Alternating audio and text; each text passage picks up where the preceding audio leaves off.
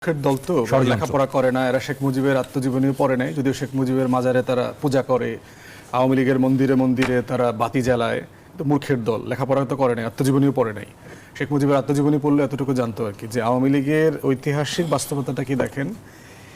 আওয়ামী লীগ প্রতিষ্ঠাতা সভাপতিকে মাওলানা ভাসানী, যিনি 49 সালের 23শে জুন এই দল প্রতিষ্ঠা করলেন, শেখ মুজিব সেই কমিটিতে জয়েন্ট সেক্রেটারি ছিল।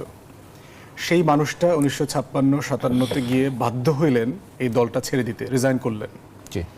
রিজাইন করে উনি যখন দল করলেন, সেই দলের কনফারেন্সে শেখ মুজিব লোক পাঠায়া সেই কনফারেন্স ভণ্ডুল করে দিয়ে আসছে।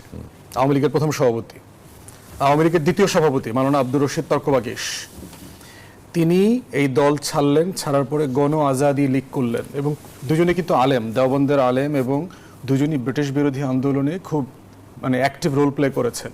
সিরাজগঞ্জে সে যে বিখ্যাত সলঙ্গা বিদ্রোহ, সেই সলঙ্গা বিদ্রোহের নায়ক ছিলেন কিন্তু আব্দুর রশিদ তর্কবাগীশ মাওলানা। এবং 71-এর যে 7ই মার্চের যে ভাষণ, এই মহাসমাবেশের কিন্তু আপনার সভাপতিত্ব করেছিলেন আব্দুর রশিদ তর্কবাগীশ। সেই মানুষটাও আওয়ামী লীগে থাকতে পারেন নাই, তিনি এই দল ছেড়ে চলে গেছেন, নতুন দল করেছেন গণ আজাদি লীগ। এর পরের কমিটিতে 65-66 গিয়ে শেখ মুজিব সভাপতি হয় এবং সেক্রেটারি হয় তাজউদ্দিন আহমেদ।